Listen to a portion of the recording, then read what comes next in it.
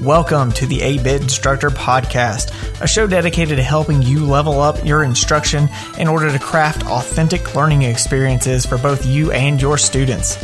I'm your host, Lee Tucker, a high school English teacher and ed tech enthusiast, and I want to join you on your journey to becoming the best instructor that you possibly can.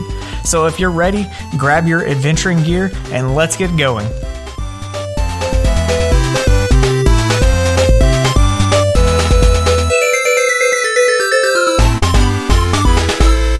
What's up, 8-Bit crew? Today is Thursday, March 4th, and it's episode 30 of the 8-Bit Instructor Podcast.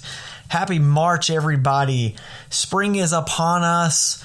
Well, hopefully soon. It's March, which means spring is coming, and hopefully we won't have a ton more winter weather coming in.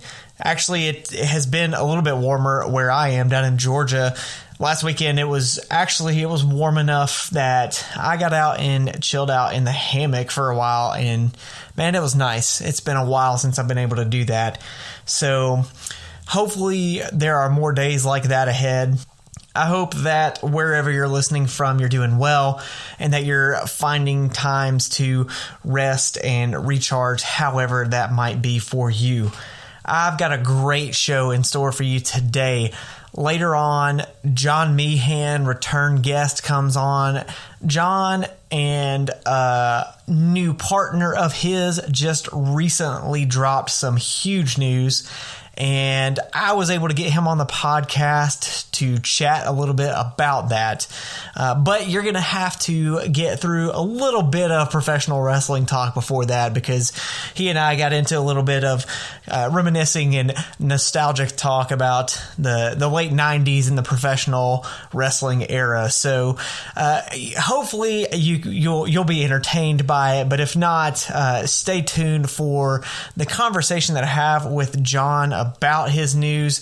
I'm not going to give it away. I know by the time this releases, he will have already announced it. So chances are you already know what the big news is, but I don't want to spoil that if you are someone that doesn't know what's going on with him. So make sure to check that out later on. It's great. It's wonderful. You won't regret it.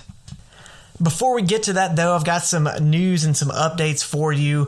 Some news from Microsoft. Microsoft is now integrating a program called Power Automate that is going to allow users of the Microsoft tools to take everyday tasks and automate them through different workflows. So think a flow chart.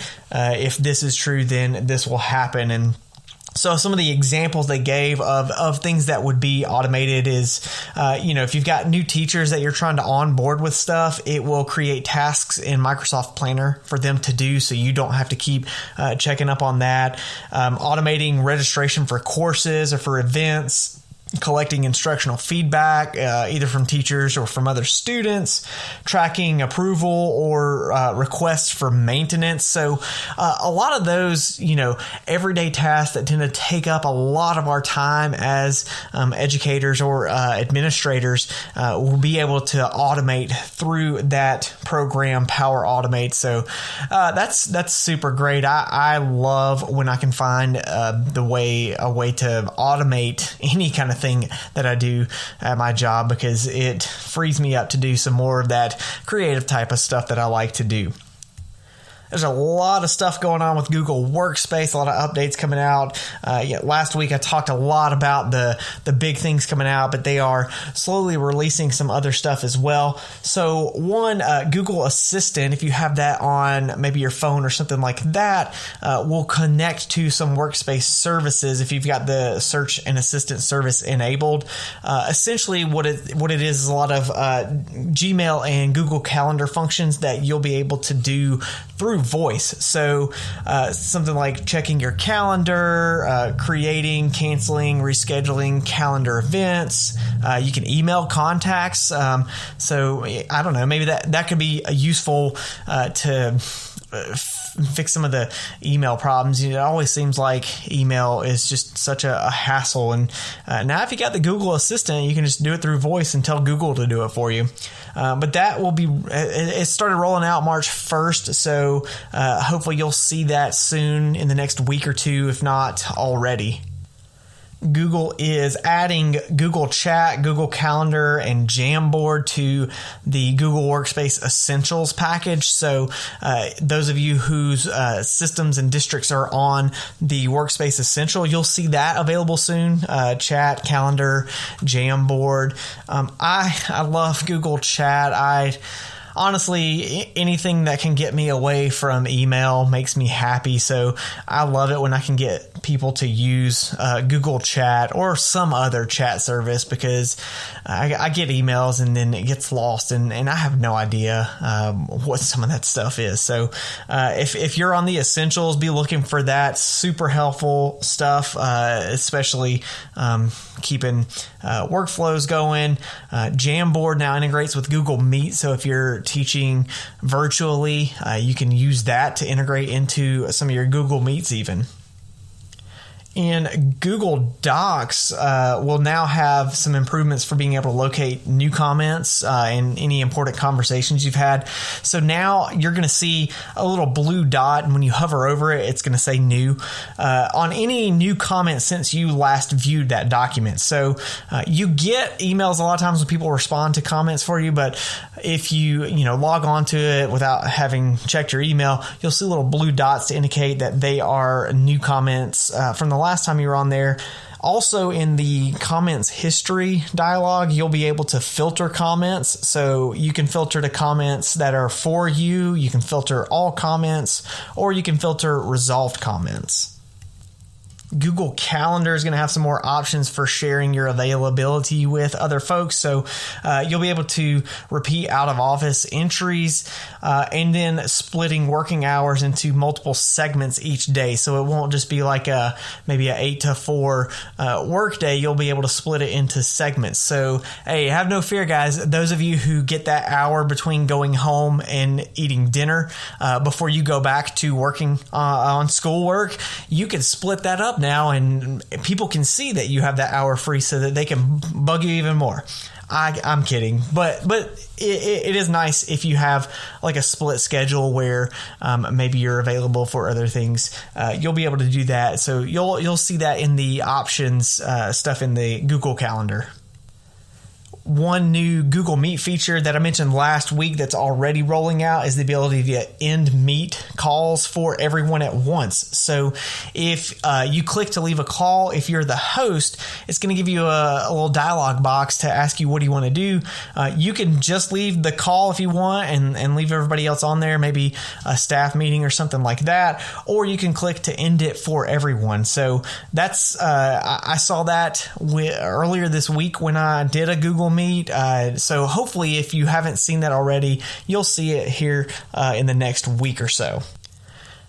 In Google Slides, you've got the ability now to easily locate the source files for any videos or audio files that you embed in Slides.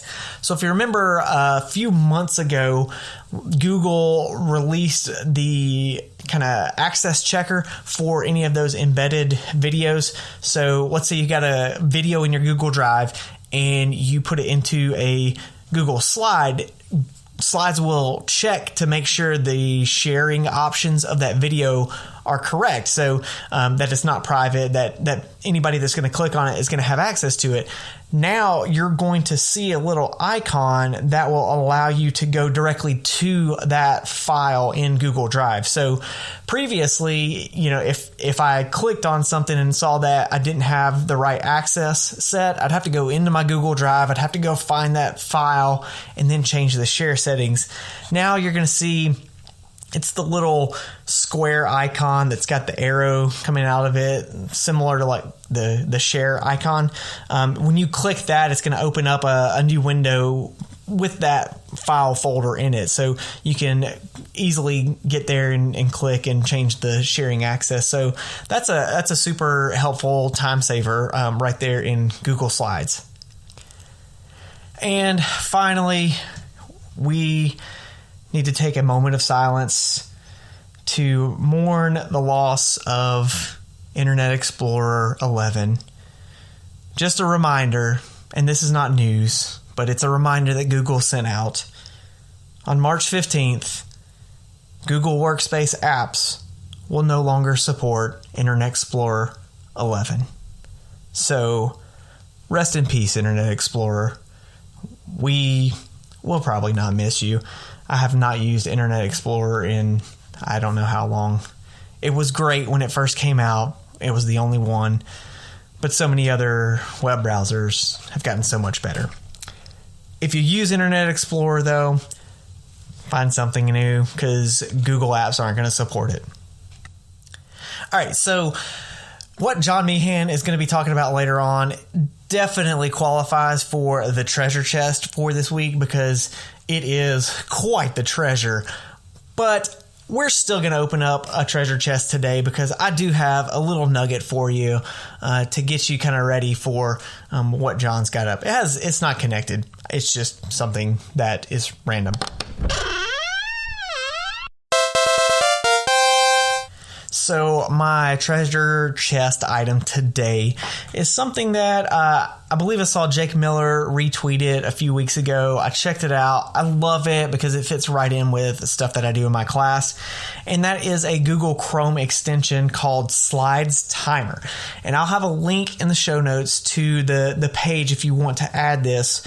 What Slides Timer does is it creates timers in Google Slides using text placeholders. So if you create a text box and use the extension Slides Timer, you can use a little bit of coding. It's not complicated to create your own timers in there. So you've got a countdown timer, so you can set it to count down from a certain time. There is another format to count up from a certain time, and then you can use just the word time and it will insert a clock on the slide. So the thing that I love about this is, one, it allows you to keep your design aesthetic on your Google Slides if that's something that you're really into. And it saves time because you don't have to import YouTube video timers onto that. So previously I'd have to use the embed video and pull YouTube video and search for a 5-minute timer and try to find something that was kind of close to what my slides looked like, but it was never perfect. But now I can use the font and color scheme and all that I'm using on the slide itself, and it's going to flow like seamlessly right into the look of your slide. So definitely check that out, the Slides Timer extension for Google Chrome.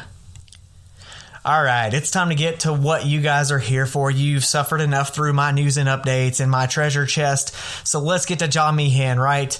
Up next, we're going to talk a lot of wrestling. Now, we talked a few minutes about wrestling, but after that, John is going to drop one of the biggest weapons that will help you with any boss battle you might find in your classroom, and that's coming up next.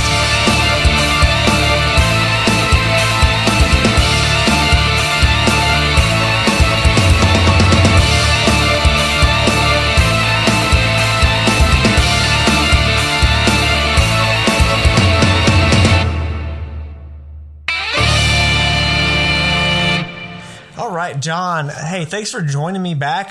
You're first repeat guest for me, actually. So it's good to have you back. I'm very happy to be here, Lee. Geeking out with you, man. Thank you for having me. Yeah, and we got some huge news to get to from you in a little bit. But before that, we are all in this just crazy, COVID teaching situation. So how's your year going? Crazy. Yeah. I caught COVID. It was awful. I was exposed to school right before inauguration day. And I was after a school shut down as because there was an outbreak of a few teachers were hit. And if we were sick, of course our kids couldn't be in the school with us. Uh-huh. So we were out for 2 weeks, full shutdown. And then I had my first scheduled COVID shot.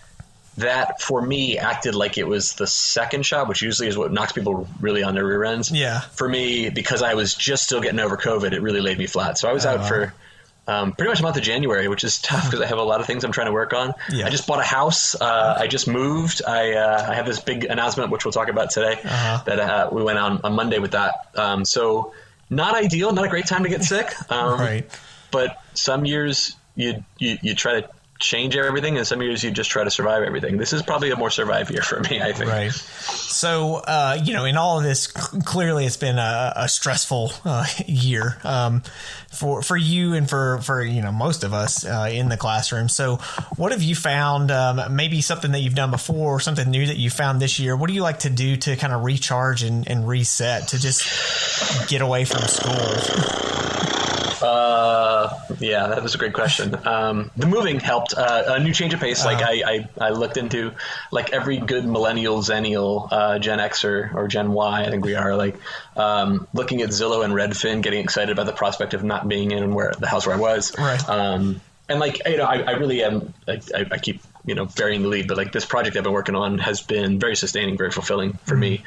So even though it is kind of tangentially related to school, it has been a break from just my own classroom. And for that, I've been very, very grateful, because I've been able to, every minute I'm not thinking about the school stuff, do this stuff where I'm working for myself. Right. And that could lead to Lord knows what. So I'm excited about those adventures to kind of begin. Cool. All right. So, and I promise we're going to get to this big news, but I got to get into this because the other day we ended up in a brief Twitter conversation. So I think it was Friday night. I don't know how it happened, but I ended up in like this 2-3 hour rabbit hole of old like WCW, WWF, just film clips. And it made me think of like other stuff. So I'm like doing all these searches for all these different characters and stuff like that.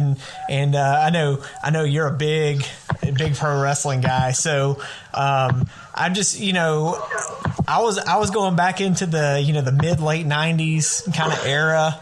I was coming up through high school, and that's when I got really into it, just because all the, like Sting and NWO and the WCW, and then like The Rock and DX and WWF. Well, you're based out of Georgia, right? I mean, that's where your home base is. So, like, World Championship Wrestling. And I realize for anybody who wants this, we're going to make you work for it, the good reveal that I have, because you're going to have to sit through some wrestling talk for a second. That's right. But World Championship Wrestling, I'm trying again. World Championship Wrestling was based out of Atlanta, Georgia, where Ted Turner has his home. He actually acquired the company. It was originally a branch of the NWA, the North American Wrestling Alliance. And then he got into the wrestling business in the late 90s, and it turned into a thing. I mean, like, I think when we were all maybe high school, late middle school, it was the thing that everyone talked about. You saw like the NWO t-shirts, right? New World Order. Oh yeah. You saw like The Rock and Stone Cold Steve Austin. Wrestling was cool again in the late 90s. Yeah. And it was really a golden age of, looking back, not at all school appropriate stuff, but no, not at all. but I was talking to my principal about it. He goes, "The Rock's really funny, and you got to say the character he plays, The Rock. Oh yeah. He's like, he's great at talking, the promos, the smack talk, and he's like, but every one of those things that he's saying is really, really raunchy and not at all good for kids to be repeating around their house. And yet we did, like in school all the time. I was just part of the game, man. So I loved it, and it reminds me of having parties with friends, like where we watch the pay-per-view events. Yeah. The big Monday Night Raw parties or Monday Nitro viewing parties, or of course playing the video games, or just talk and shop with your friends. Like, oh, did you see what happened on this week's episode? And I wonder who's going to be in Company 1 or Company 2. It was a big old thing. But yes, I speak wrestling quite fluently. So at any time we can do a whole like podcast where we just and it's funny because I have a master's degree in Shakespeare, and yet I am enamored of professional wrestling storylines. Like, right. I am wasting all that good study of literature to watch, grown men fake hit each other with steel chairs. The storylines are great, though. I mean, like, that's one of the things I was getting into was like there was this kind of playlist I found that was like the whole like inception of the NWO, and it was just like all these clips, and I was like, this is just really good storytelling, and like that's smart storytelling. Yeah, smart. Yeah. So for anybody who's a new listener to Lee's podcast, first of all, Lee's a great guy, and if you're not a wrestling fan, you don't have to be. But like the story of this heyday we're telling is the big one you've all heard of is World Wrestling Entertainment, formerly the World Wrestling Federation. The big guys, they're based out of Stamford, Connecticut, or New York City, and that's the one with all the guys you've probably seen to be Hulk Hogan, Macho Man Randy Savage, Andre the Giant, Ultimate Warrior. These big, larger than life characters in the 1980s. Then this upstart organization starts in the wrestling business down in the South, and I have a very New York sensibility. Lee have a very Atlanta sensibility, That's right. Sort of a Southern charm. And so very quickly, it brought new eyes to the product because wrestling is often seen as like a regional promotion. It's not seen as like a worldwide thing. But then suddenly you had all this new influx of a new audience seeing it, and then this company, World Championship Wrestling, started to hire away all these old talents from. They made this national platform in the 80s. What was cool then is in the smart storytelling they did, they kind of made an on-screen storyline that the good guys were all those guys from the South, and then the bad guys were these big, brawny guys from New York who had come down from the rival promotion trying to drive out this Southern way of life, this Southern mentality. And they came in like this black and white gang dressed in these shirts that say New World Order and really saying, we are the bad guys. It's cool to be bad. Right. And we're going to drive out the tradition of your well-respected organization. They're spray painting stuff. They're beating people up like a street gang. But it was wild because when you're watching this on television, you're like, but this is real. They really hate each other, right? Like they used to work for that other place, and you didn't really know where the lines were. So it was fascinating, good storytelling, and as a teacher of literature, that's really what hooked me. I know you teach, like literature and books as well. Like getting people to lean in and want to see what happens next. That is great episodic television. Oh yeah. Slice it. Yeah. All right. So real quick. And I don't know, maybe this is tough. Favorite wrestler who all time or of that era? I want to go with just that era because I think there were a lot of good ones. But all time, you can go there if you want. If I said all time, it would be probably a Macho Man Randy Savage guy. Okay. I think top 3 or 4 all time, it would be I was a Shawn Michaels guy, I was a Stone Cold Steve Austin guy, and Macho Man Randy Savage. And then if I had to kind of like flesh it out with the rest of them, like it's all the names you've heard: Ultimate Warrior, CM Punk, those are my guys. But I'm geeking out right now. There's a wrestler named Orange Cassidy. I can't get enough of him. He wrestles for an upstart organization based out of Jacksonville. And his whole gimmick is that he's lazy. And I know that sounds like a really bad gimmick, but he puts his hands in his pockets for the whole match. And he just like walks up and like slow motion kicks the other guy until the other guy takes a swing and then he ducks or kind of moves out of the way. So it's sort of like a Three Stooges routine. And it's so meta because it's like, well, this is fake fighting and this guy is bad at fake fighting, but he's doing it on purpose to goad the other guy into fake fight. I can't get enough of it. I don't know. Who's yours? Do you have like the top 5 all time? I think Sting is definitely up there. I loved his, the whole Crow black and white. Yeah. That whole deal. I thought it was great. Just going along with that whole storyline. I was a big fan of The Rock. Got it. He's my brother's guy. He can't get enough of The Rock. He's just so entertaining. Even like watching Dwayne Johnson just in movies, like he's just he has so much charisma, and I think that as an educator, and we're talking about this big announcement, which I'm clearly building to, right? But like I have learned so much about teaching through professional wrestling because it's showmanship, right? It's like it is. This build to the big reveal. You want to see that guy come through the curtain and save the day. You want to see this guy make that hot tag or that reunion between these two characters who were fighting a long time ago and now they're friends again. And it's, whether it's Shakespeare or spandex, there's something about it that says, I hope next time it turns out just this way. And that makes me that much more inclined to separate myself from the hard-earned money to buy a ticket and put myself in that seat and say, I want to. And yes, it is scripted, it is zany, and there's a lot of things that are problematic about it, not just Lisa, which is like the vulgarity and the violence. But getting past that, like Hollywood movies have so much of those same elements, and if you suspend your disbelief, you really walk into this world that for a moment, if you allow yourself to get caught up in the action, you forget for a hot second, and it just transports you to, whether it's Iron Man, Superman, or, like I said, Stone Cold Steve Austin. It really does make you want to tune in next week. Yeah, it does. Cool. Well, all right. So let's get to the big news. All right. Let's go. And I don't even know. This is brand new to me, and we're recording this. We're recording Sunday, so tomorrow is when you're releasing the news. So I don't even know. I haven't. Way to break the fourth wall. I said, oh yeah, we did that Monday. So I sort of said it in this retcon thing that it felt like a new universe. But yeah, you're right. This is all. And we coached up before the pod. I said, do you want to know, or do you want to find out live on the air so we get real reactions? No, and I like the live candid reaction. I'm all about that. So I'm in, man. I'm in. That's nerve wracking. Then I hope it's not like a wet like a wet balloon. Like I don't think it will be, but yeah, that's great. All right. So what you got for us? Well, I guess this goes out Thursday. So I'm an instructional coach, and I work in Washington, D.C. And I wrote a book called Adrenaline Rush, all about game-changing student engagement, inspired by theme parks, mud runs, escape rooms. It leans heavy into the research science of what we call gamification, which is designed to get people engaged because positive psychology is motivating you to want to tune in next week and pay an emotional or mental dollar to see what happens next, right? If you watch my YouTube channel, if you watch my Twitter feed, I'm always pushing out creative, engaging ways, hopefully, to get your kids hooked on school. That's it. And my class feels a lot more like an event. Dave Burgess says, do you have classroom lessons that you could sell tickets for? He said in his book, he truly believes that there'd be a day where he would have a cash register outside of his classroom, and he could charge a small amount of money, and kids would pay to be in his classroom. And I designed my classes in that way because I want my students through the hallways talking about, you got to get to Meehan's class. And it's not just because it's fun. That's part of it. But like the fluff ain't enough. It has to have that rigor and that depth where we've kind of tricked them into doing really hard work because they're fired up to do it. So that's the science of where gamification has been. But we're talking about gamification. You follow on Twitter chats and stuff like that. You're a big game guy too. I mean, you have love of action comics and a love of Superman, Batman, X-Men.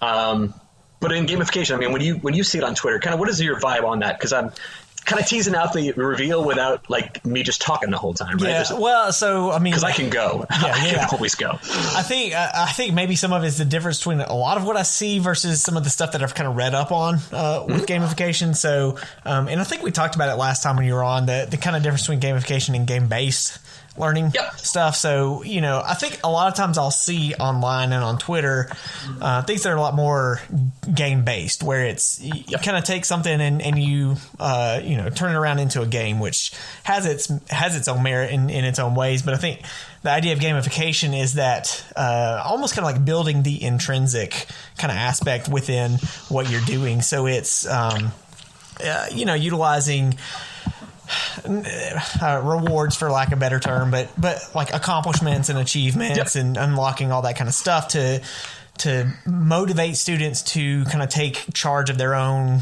learning and looking into that. 100%. And when we springboard off of, we talk about pro wrestling, right? We all know it's a game. We all know it's for fake. And yet we can't help but find ourselves hooked on it. And an example would be like when you get your Starbucks rewards points, right? You're like, oh man, 5 more stars and I get a free drink. Or your frequent flyer miles, or you get your Peloton points, or I mean, you're a Peloton guy, right? It says you're on the leaderboard and you're, person 200 on a list of 500. Well, you got to keep pushing so you can get to 199. Right? You don't want to be falling out of the pack. And so that's what gamification does. It's the applied science of motivational psychology in arenas outside of strict games. So it's not like Kahoot or Quizlet Live, where it's just play this review game in class. Teacher wrote the multiple choice questions. You answer it right, you get your points. But rather, it's designing lesson plans, designing classroom activities, designing instructional approaches, and really brand new pedagogies with the science of playful learning at the heart. So it becomes like Montessori school, to use a wrestling thing, Montessori on steroids, right? It's a very bulked up version of what free choice, what autonomy, what passion and purpose and play really have the power to do. So, I mean, like that makes you can strip away the game language for a second, and hopefully every educator who's listening would say, oh, that sounds fun. I want more of that. Video games do that, right? You get so hooked on wanting to play because you hit that flow state, and the game gets exponentially harder as it goes. So that level 20 is way harder than level 4. But it doesn't give you a test at level 6 that says, how did you get to level 6? It presumes you got there because you were good at the skills for levels 1, 2, 3, 4, and 5. And so anyways, all of that stuff comes down to There's a lot. There's a serious science behind how it works. Yeah. And it's almost too much for one person. So I have an epic tag team partner that I'm officially announcing, depending on when you listen to this, on Monday, that I've joined forces with. And we've made a professional tag team to, I think, change not just the game of education, but really to change the world. Okay. So our organization is called EMC2Learning.com. EMC2 Learning, named after Einstein's most famous theorem, right? Theory of relativity. And we're trying to be aware that life moves fast for students and teachers. And if everything is relative, we want to move at the speed of life. We want to engage students at the speed of life. So to strip away all the fancy talk, what we're looking at here is a full-blown membership site that is over 200 gamification resources, plug and play, adaptable for any course, any content area, and adaptable for any theme or any age of learner. Wow. Okay. Yeah. And I didn't do it by myself. That's big, right? Yeah. No, that's huge. Man, so I'm trying to figure out where even to go with that. Well, let me spill some more beans here because the surprises keep coming. So like I said, Kevin Nash and Scott Hall, the invaders, the outsiders from the old school WWF, who then invaded the South. Famously, Scott Hall started this invasion of the New World Order. And this is a New World Order of teaching. And he says, "Hey, yo, next week I got I got a big surprise. I'm not coming alone, man." And then you're like, who's coming with him? Who's coming with you? Tune in next week. And he says he has a little surprise. He's a guy 6'8". Like, who could possibly be? And then right behind him is a 7'2" Kevin Nash. And it's like, oh man, who else is going to be a part of this party? So I didn't do it by myself. My tag team partner, which I'm so excited about to introduce as our professional partnership, is who I would consider like the Hulk Hogan of professional gamification in the classrooms. His name is Michael Matera. Okay, nice. And he wrote a book called Explore Like a Pirate, which is all about gamification and game-inspired course design.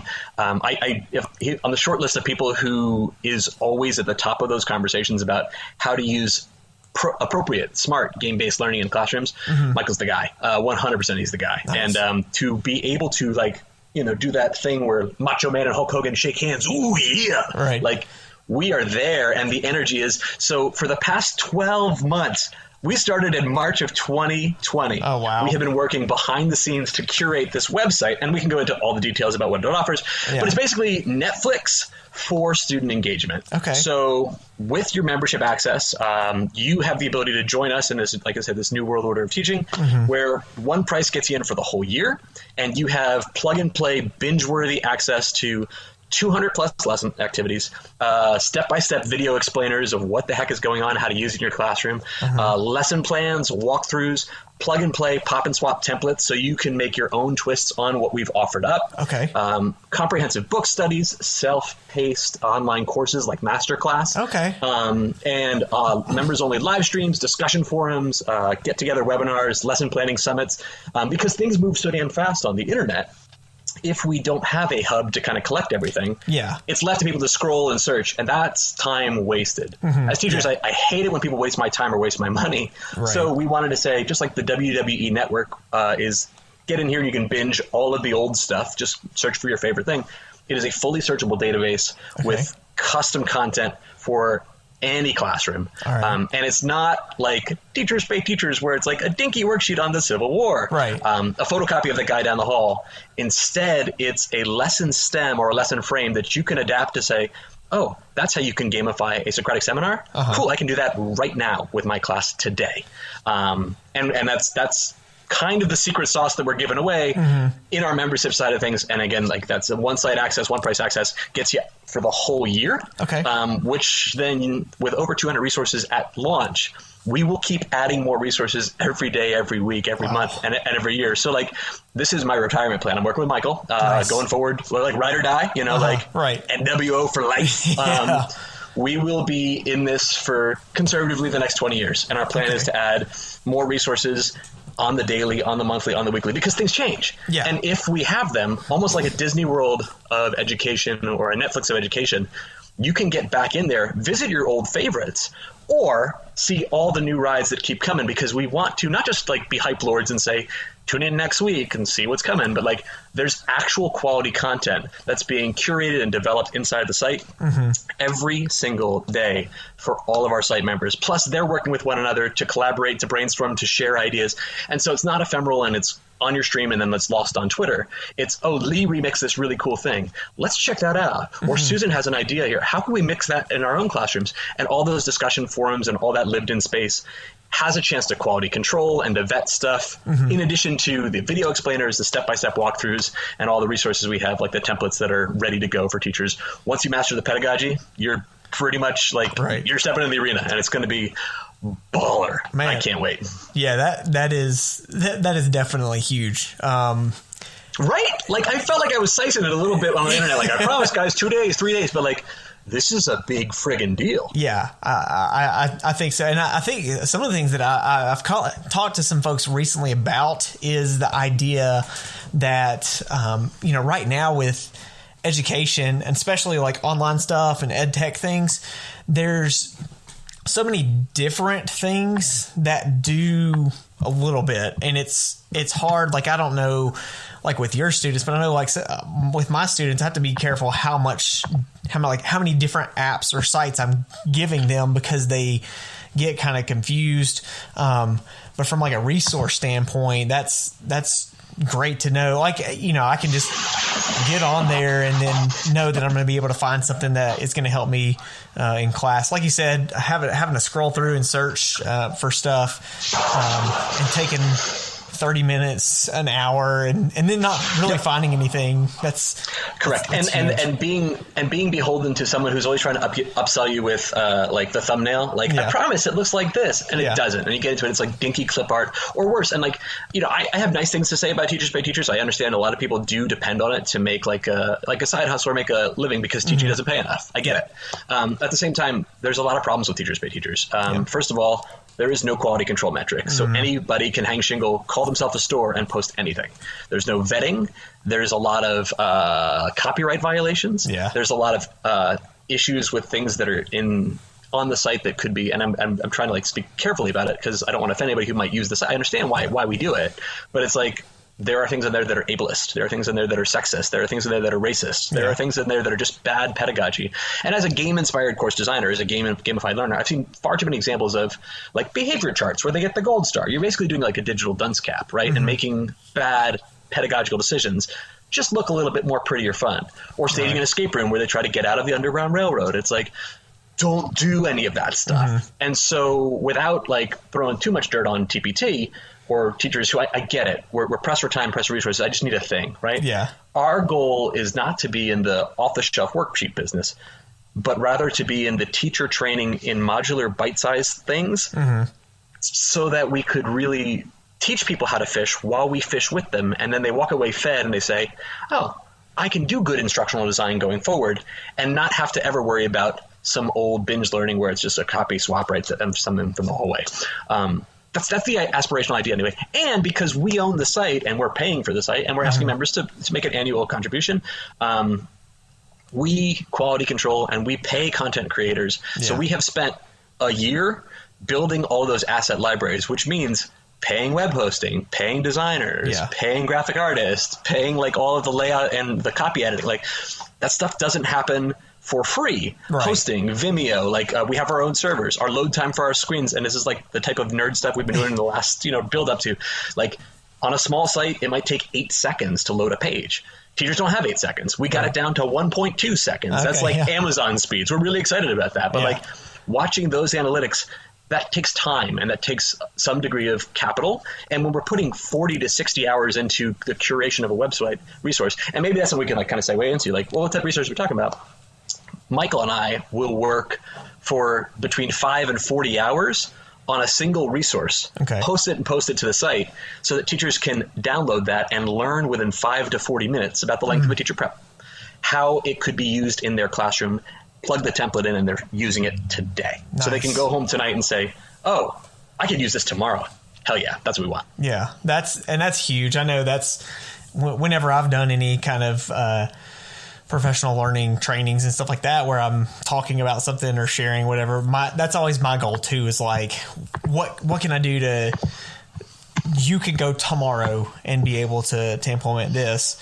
Then, go from there after that. Like once you get that simple, basic implementation, then you can develop it kind of like you said, changing the template around a little bit, adding your own twist to it and all that kind of stuff.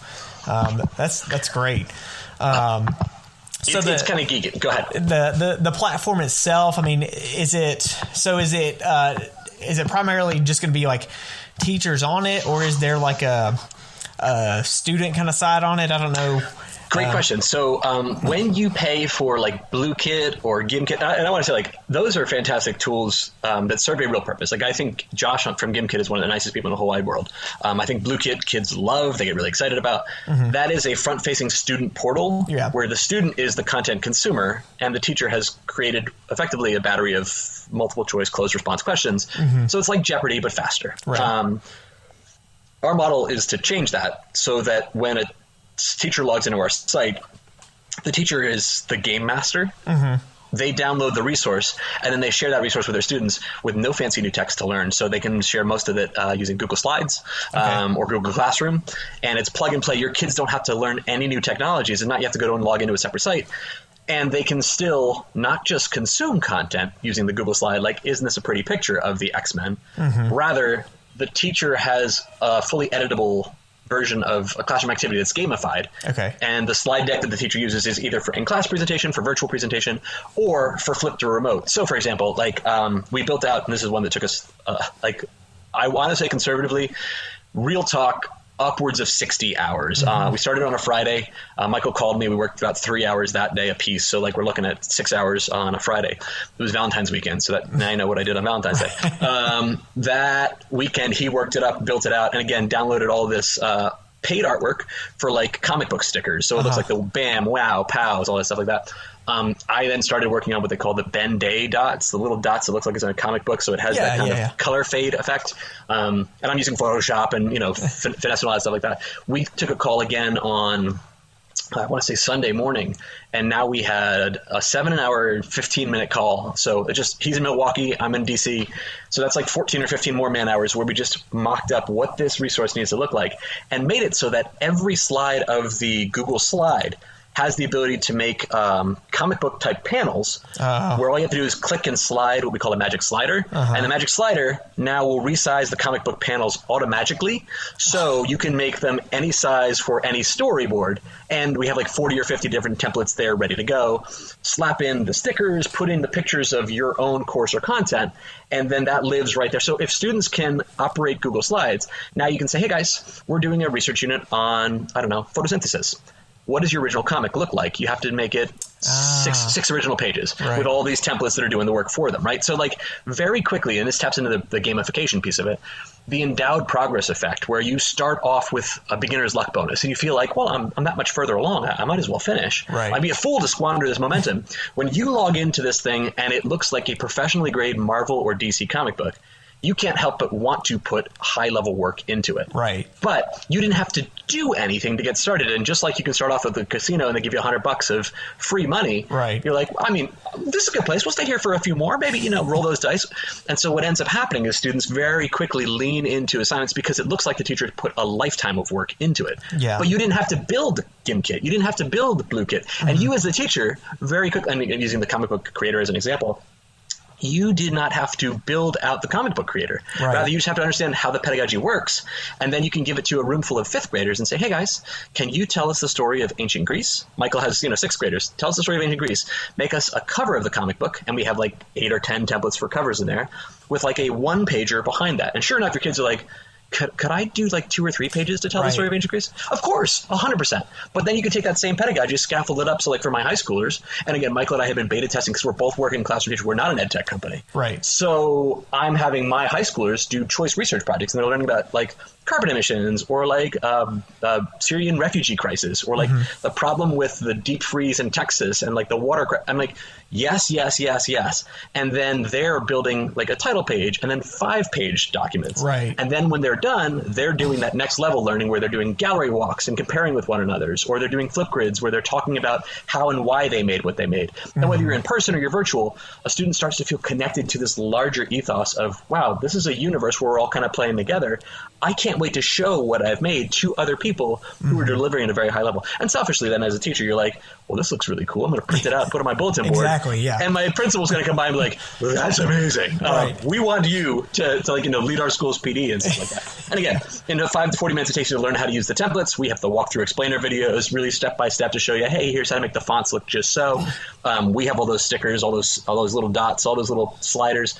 For all the dopey level of minute detail we've put in, you get to walk and look like a rock star, and your kids cannot wait to do what otherwise would have been an essay-like assignment at the end of a unit or project-based. And again, like we have 200 resources in there, so I'm just talking about Comic Creator as one, but we've been at it for a minute.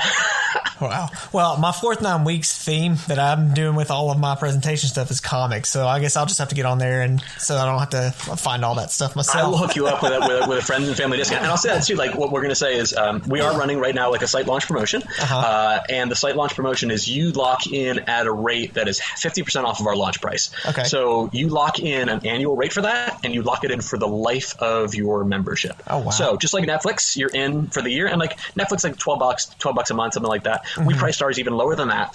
It's about the cost of a cup of coffee from like a trip to Starbucks. Okay. If you do that like once a month, that would pay for the site. Like today, I blew like $14 at Starbucks, less than that.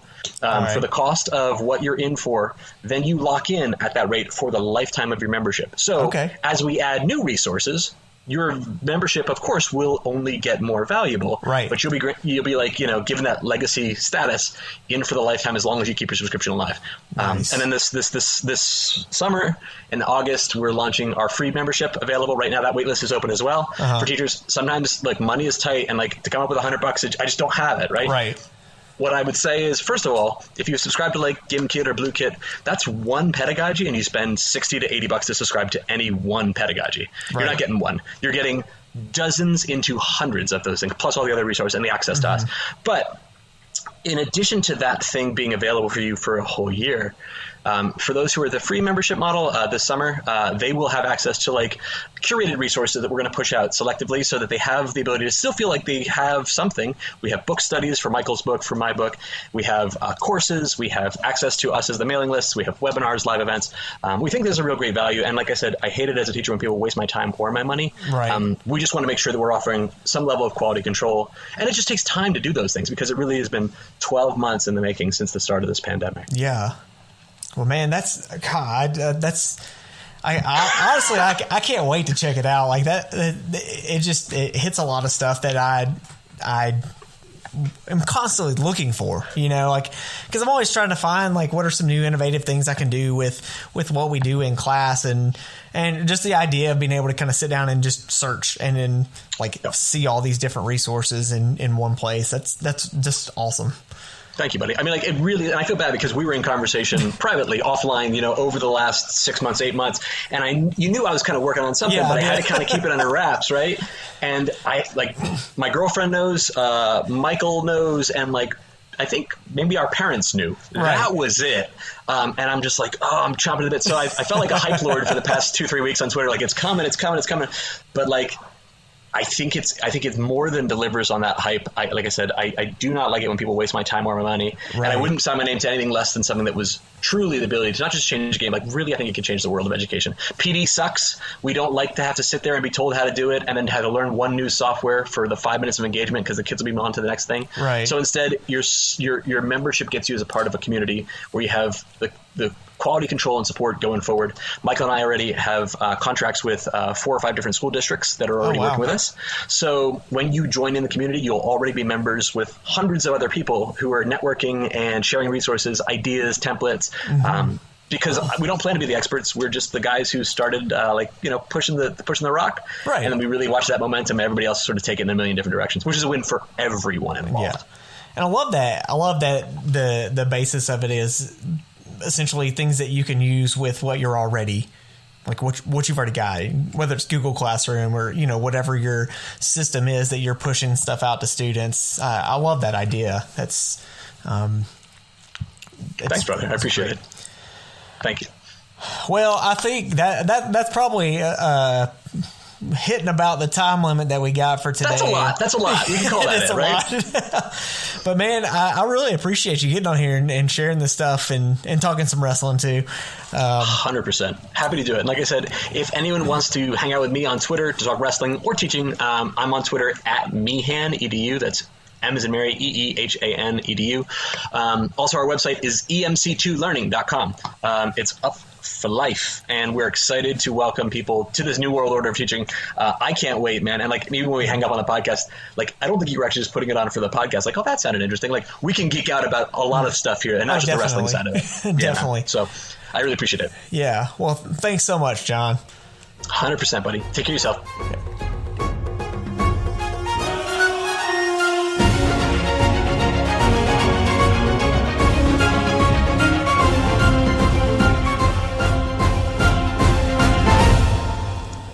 All right, crew members, normally this is the time where I have a question of the week. This week I really don't have a question so much as a suggestion or maybe an exhortation, and that is go check out John and Michael's new website, emc2learning.com. I checked it out. I've already been looking on it. There are so many helpful things on there, and the fact that it's plug and play and something that you can just pull, you can tweak, you can customize, and then you can send it out to class the next day. It's wonderful. It's brilliant. So go check that out. Sign up. If you want a question of the week feedback, then just tweet a response. Tweet something that you found on there that you really can't wait to use, and you can tag me at Comic Socks, and you can definitely tag John at Meehan EDU. Or use the hashtag 8bit crew. Well, that will just about wrap up this episode, folks. Hey, thanks so much for listening, and many, many thanks to John Meehan for joining me today. Make sure to follow him on Twitter at MeehanEDU, and check out his partner in crime on Twitter as well, Michael Matera at Mr. Matera, and definitely check out their site, em2learning.com. If you enjoyed the show, make sure to subscribe wherever you get your podcasts. I'm on Apple, Google, Spotify, Stitcher, all of those. If it's got a podcast, this show is on it. But more importantly, make sure to share the podcast, share it with others, people that you might think would benefit from it, people that can get involved with the 8-bit community. I'd love to have you guys on. If you've got something interesting that you've been doing in class, something new that you're trying and want to share it, please reach out to me and let me know. Stay safe out there. Keep doing what you're doing. I'm proud of the work that you're doing. Keep getting out there, keep giving it your best, and keep leveling up your teaching craft. And until next week, may your swords stay sharp and your shields hold strong.